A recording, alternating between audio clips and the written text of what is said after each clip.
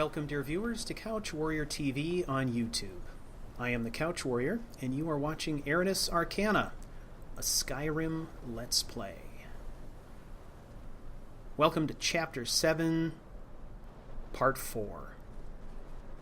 This episode is all about clearing out the riffraff. In other words, we are attacking Bleak Falls Barrow. Fleet has just set up his base of operations in the Eagle's Nest, a location he is affectionately calling the Semeliarch. And right on his doorstep is Bleak Falls Barrow, which is loaded with bandits and who knows what else. So in this episode, we are taking on Bleak Falls Barrow. So we're on the approach here. It is cold as heck out here, so I'm not going to waste too much time with anything fancy. We are going to eliminate the bandits outside here and get on about our business, get in out of the weather. First thing I got to do here, though, is I am going to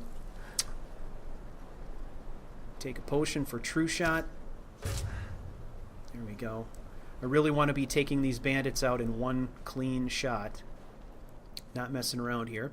I also took a potion of Resist Frost, which should help to ensure that we're not at a deficiency in the short term anyway, where our stats are concerned. Alright, here's a guy here. We're going to kind of stay out of line of sight. Now, if we look beyond him, see he's got a cohort walking around at the top of the stairs. What I've observed of this guy here is that he is going to walk a pattern in front of this pillar, so we're going to pick him off right in front of the pillar, which cuts him off from his partner's sight line. Oh, missed shot. He's coming back our way, though. Alright. Now, with that pillar blocking the sight line, she shouldn't have seen that happen, so that gets a surprise on this shot. Yeah, I am out of stamina. So we are going to bug out here.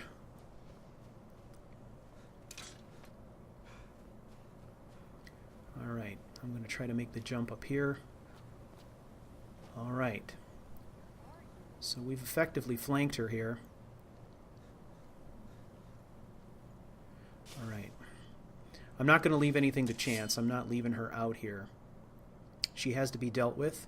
So we're going to keep this pillar between us and her.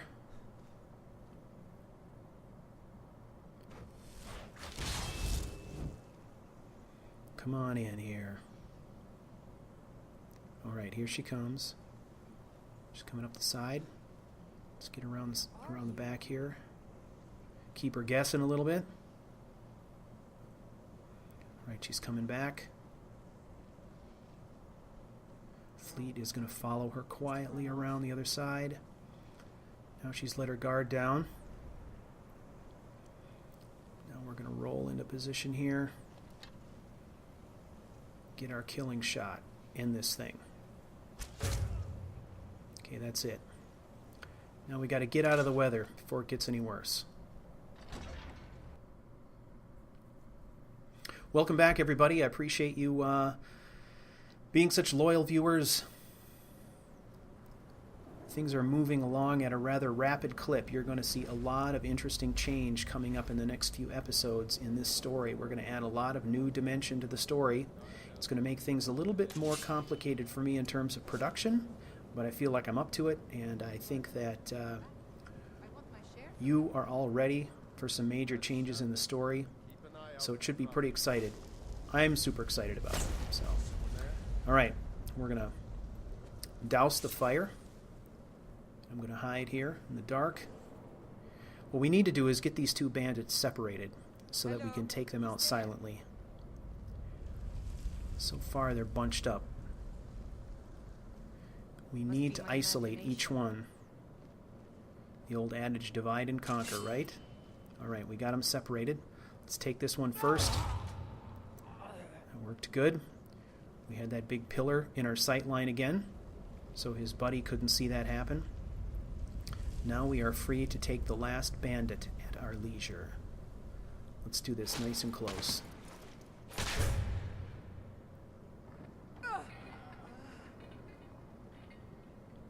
And we are in. So far, 5 bandits down. I've been really thrilled with all the audience participation so far in the forums. There are a couple of things that I want to address.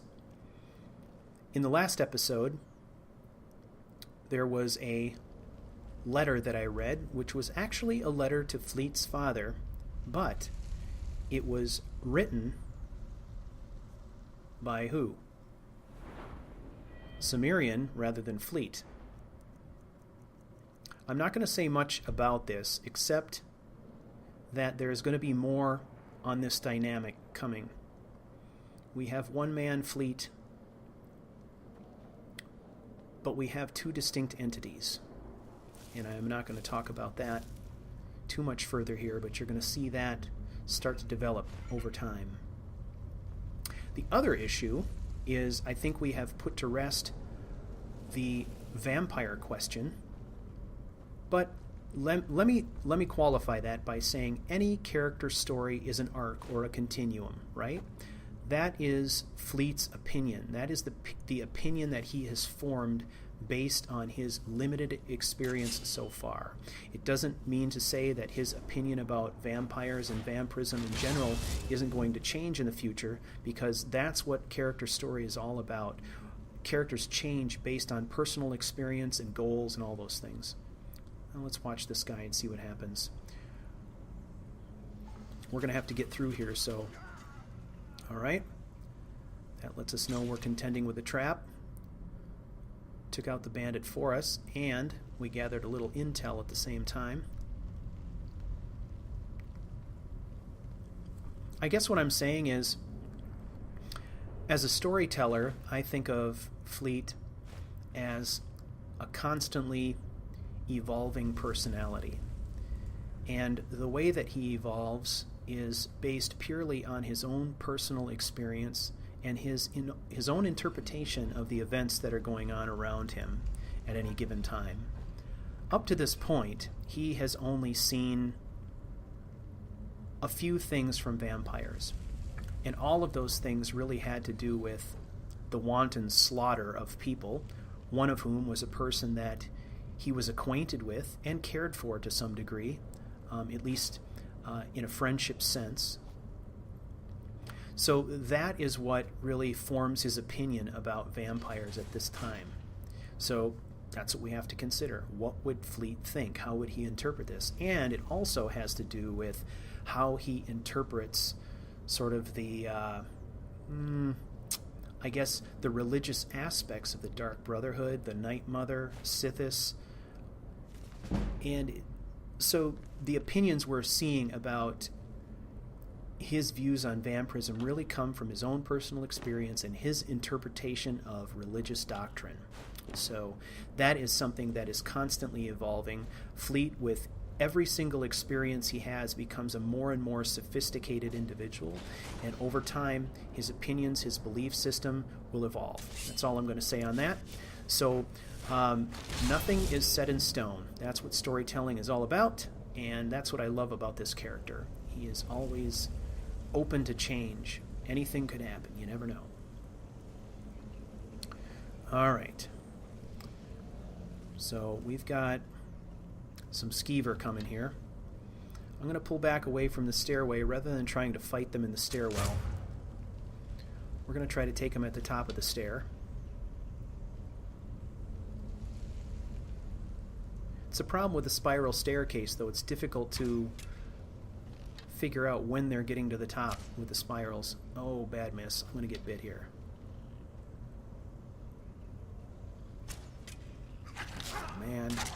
That's a one bite. That's 2 bites. Ugh, not good. Oh, whew, that's exposure to cold. I'm still suffering few of the effects of cold exposure, but it is not a disease. That's all I really care about at this point. The exposure will go away. The disease does not, unless I have a potion. And I am not certain that I do. Alright, so let's continue on here. Do love killing bandits.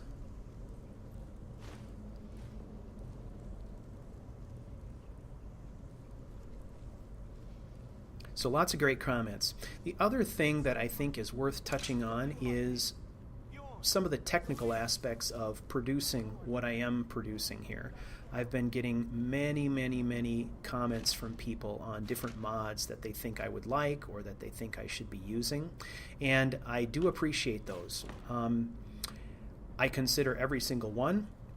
One of the things that you should know is that I'm very careful and very selective about the mods that I use. If this game save were to be corrupted for some reason, there is the potential that we could hose the story completely. I mean, if I were to have a corrupted save here or something were to happen and if I had to record bunches and bunches of footage to catch up again, or God forbid lose it completely, we would all be out of the story. So as you can imagine, I'm very cautious about what mods I use. I play test them extensively with other characters before I put them into practice. And so, if you're suggesting a mod to me and I'm not implementing it or not commenting on it immediately, don't worry about that. It's not that I'm blowing you off. It's because I'm considering what you're submitting to me and I'm play testing to determine whether or not I might compromise the story by using it. So a lot of consideration goes into it. It's just not the technical aspects either. There is a story that I'm trying to tell in a specific way, so whatever mod I use has to fit that. Where's the golden claw? I know how it works. The claw, the markings, the door, and the hall of stories. I know how they all fit together. Help me down and I'll show you. You won't believe the power the Nords have hidden there. Yeah. Sweet. Fine. Let me see if I can cut you down. Alright. Arvel the Swift. Let's cut the man down. It's coming loose. I can feel it. So one more swing. There we go. You fool.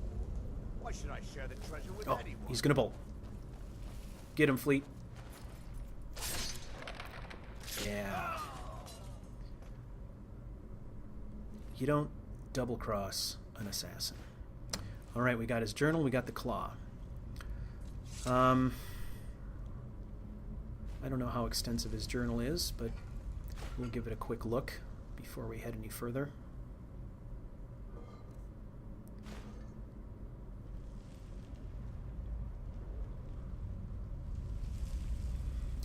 Alright, I think everything else in here is kind of picked clean.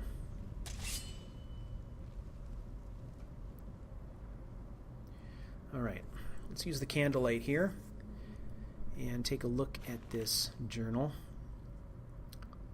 My fingers are trembling. The golden claw is finally in my hands, and with it the power of the ancient Nordic heroes. That fool Lucan Valerius had no idea that his favorite store decoration was actually the key to Bleak Falls Barrow. Now I just need to get to the Hall of Stories and unlock the door. The legend says there is a test that the Nords put in place to keep the unworthy away. But then when you have the golden claw, blah, blah, blah. Okay. Alright. The journal didn't tell us too much. One key piece of information, of course, is that the claw is actually a key and not just a sculpture. Well, these Draugr are very hard to hit when they're lying down, but standing up works. Alright, so we tore through the bandits in pretty short order. Now this has become a dungeon crawl. So we're dealing with a different enemy here. That is a Draugr.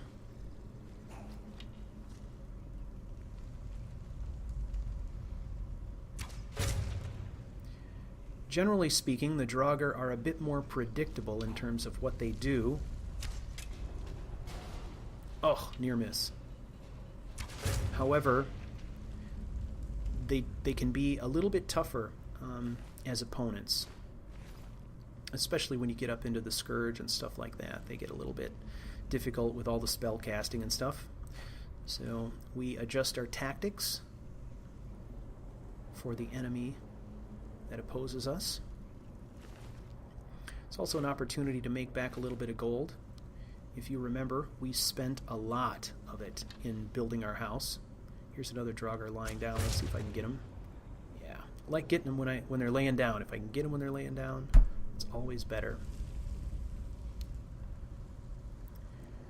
All right, this room down here looks ugly, so we need to see if we can wake anybody up down here.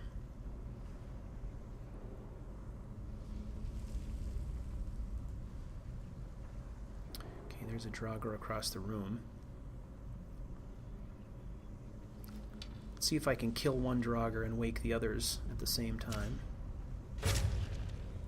Yep. Okay, there's one more. I'm going to draw them. Oh, there's another one. Okay, we're going to funnel them down. Ooh. Lost the bow. Okay, we got our little kill zone here. Turn her around. Turn around.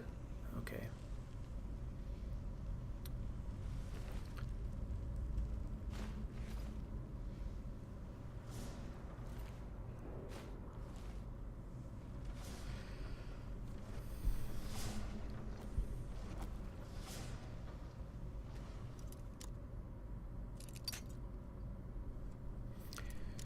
So I welcome your comments. Keep the mod suggestions coming. If there are things that you see that you think would be good, certainly let me know. I would just want to wrap up this whole point of discussion in a nice neat bow by saying that if you are going to suggest a mod, I would ask that you do a little bit of evaluation of that mod yourself prior to suggesting it. And also, I would also say that there are some mods that I'm just not open to, and those tend to be mods that are going to really change the story. So if you think about it, the story as it stands now, we have been to all the major cities. So if you suggest a mod that makes a significant change in a city so that it would appear completely different from how it has in previous episodes of the story, that one would be a no-go. Also, mods that make, significant overhauls of the game that would really change either major game mechanics or how the world looks from what it's looked like previously. I'm a stickler for detail. So anytime I introduce a mod that changes major aspects of the setting like that, I feel like I need to find a way to work into the story or explain. So the mods I'm going to go for are ones that I can see are going to fit seamlessly into the story as I'm trying to tell it. So, all right. Back to the Draugr. We got a whole collection of them here. Let's see what we can do. Oh, I woke somebody up. Let's line him up. I'm going to draw him down to the corner here. Come on. Oh, there he is.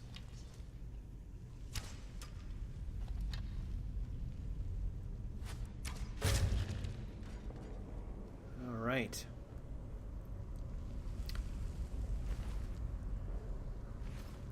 I tried to take a shot at the trap there, but I missed terribly, so I just went for the headshot.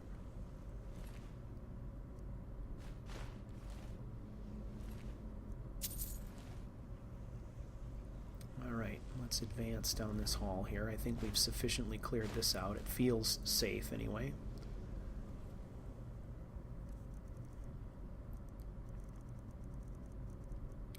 Okay, I'm just going to double check here and make sure that I've got all of my combat gear accounted for.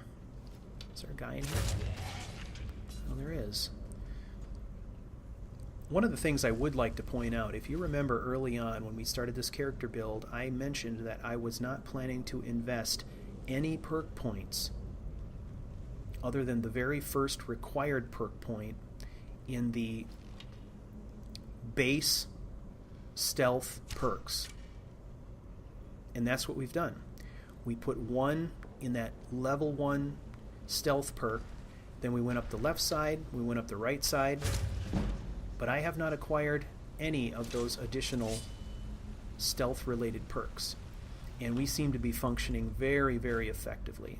I think, for me anyway, the moral of the story here is that those are 4 perk points that aren't necessary in order to be an effective thief or assassin, and those are 4 perk points that could be spent on other things, which we have done. We have taken those points and spent them on other things, and a lot of our extra perks have gone into illusion. And illusion is one of those things that we are probably going to be utilizing much more in coming episodes. I'm sort of feeling inclined to put together some gear that will help reinforce my magicka regen and also bring down the cost of some of the more advanced illusion spells.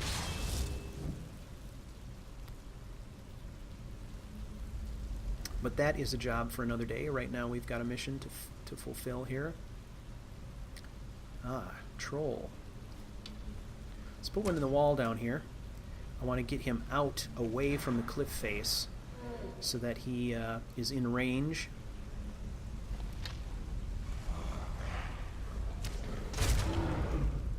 Bam. Down he goes. Let's cut through here.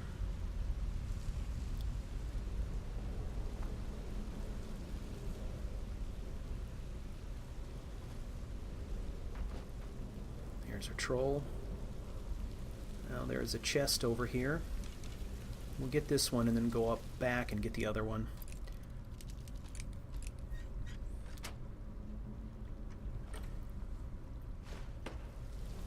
Some of you have been asking me to update the resources associated with Fleet's character build. I do have some resources out there where I update his stats and his perks. I apologize. I have not updated those in a long time. I'm way behind on that stuff. So I'm considering actually producing another short video that would be probably more of a channel update, where I would go over Fleet's character build in the context of a video, just because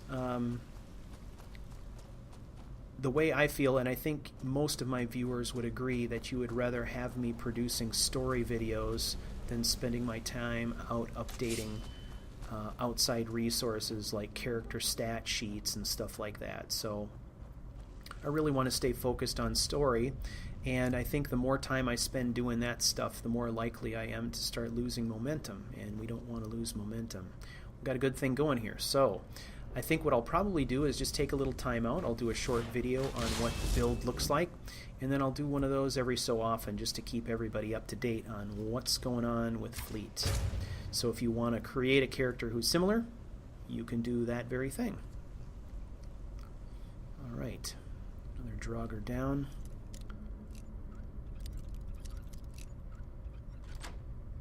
Another chest down. There's a few things in here.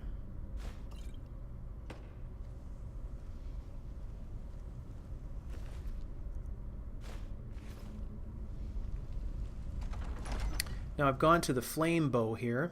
This is the mod bound bow redo. It offers me a bound bow with flame damage, shock damage, and frost damage. I'm going with flame specifically here because I think it's more effective against Draugrs, which seem to be cold-based magical creatures, at least some of them, the Scourge in particular. Alright, so we got to time our arrow to go between the blades. I'm going to put one down there and try to wake up any Draugr that might be hanging out. See, we got a couple there. I'm going to try to draw them down here where I can get a shot on them. Shot's got to go through the blades, however. Yeah, we'll light them up a little bit. There's a good hit. And a finishing shot. I really like the archery kill cams with that bow. The whole exploding flame thing is cool. Okay, let's see if we can race through this one again. I'm going to try to sprint through this one. Just gonna... There we go. Oh, we got a Draugr. Let's move off here. Break the sight line. Go to the bow. Now I want to draw him off. I'm afraid he's going to come in here, so I'm going to draw him off that way. Get him away from us. And then take him out. Anything in here?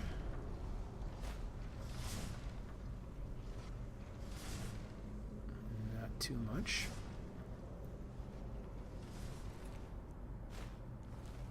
A little bit of gold adds up, so we grab it.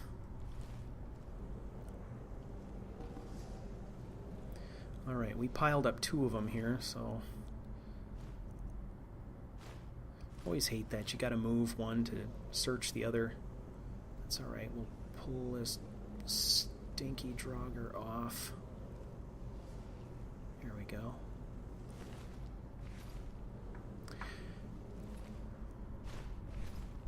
There is a great question for the comment thread.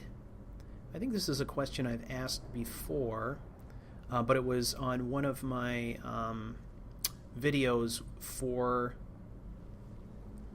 I think, Dark Messenger. Do Draugrs smell? Do they smell bad?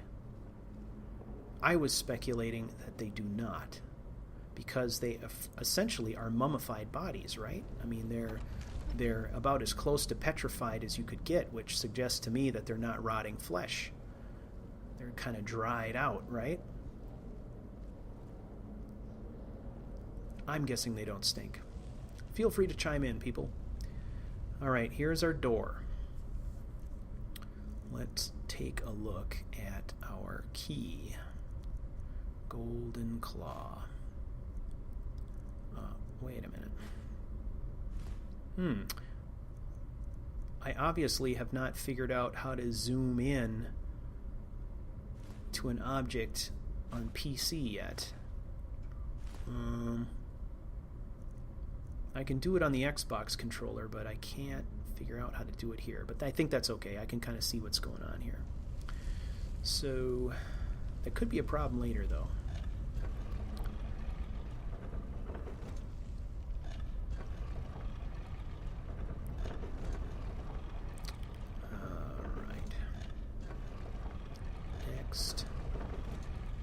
Bear and a bug, an owl. Now we're going to activate this guy.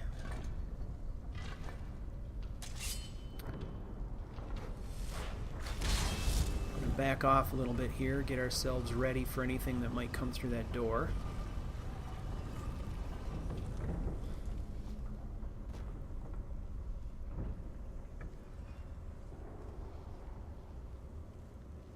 I believe this is the main chamber.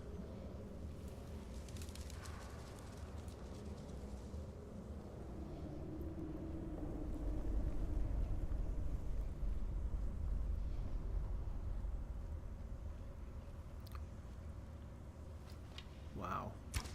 Let's put one down there, just in case there's any threat.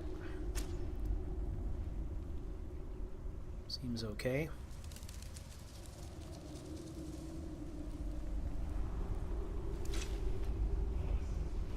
Another word wall.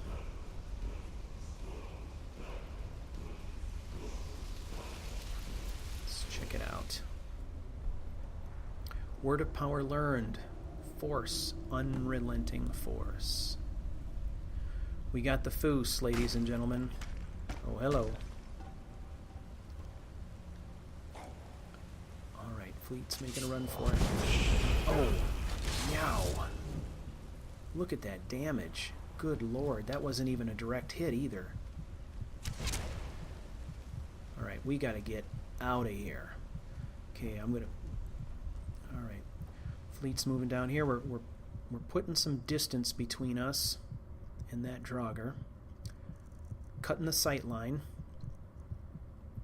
One of the things we can do is if we can put objects between us and the Draugr, if he does use his shout capabilities, objects can absorb some of the damage. So that might be the difference between life and death. I think if that shout had been a full-on direct hit, we'd probably be dead right now. So we're going to go invisible. We're going to do some resist frost and some healing. And we got to get ourselves in a position to put him where we want him to be. Okay, he has no idea where we are at this point. So we've got some partial cover to the left here. And he's down... Where is he? I'm going to try to draw him back up here. Using this little cubby here to hide away. We need a clean shot. That is not a clean shot, but...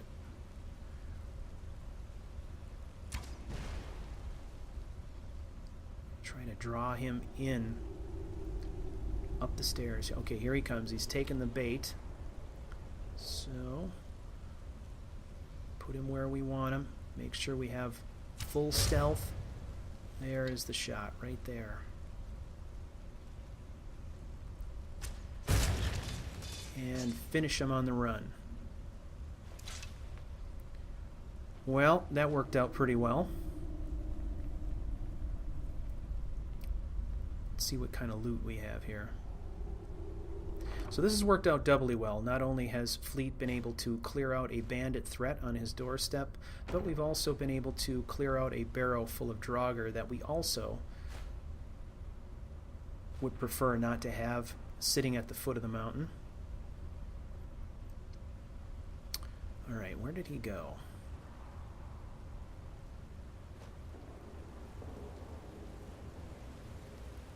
Where are you? There he is. Ah, a Dragonstone. We're going to take that. Big heavy sword, I already have that enchantment. We're going to leave that behind.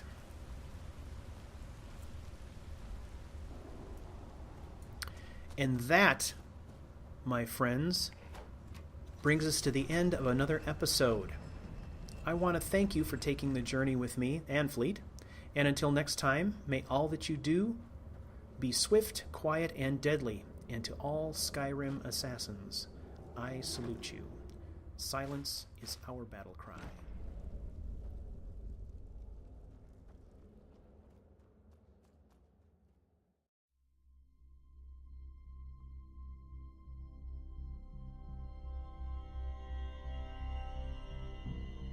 You've been watching Aranis Arcana, a Skyrim Let's Play. If you liked this video, please rate, like, and subscribe. For more information on this and other Couch Warrior broadcasts, visit me on the web at www.couchwarrior.tv.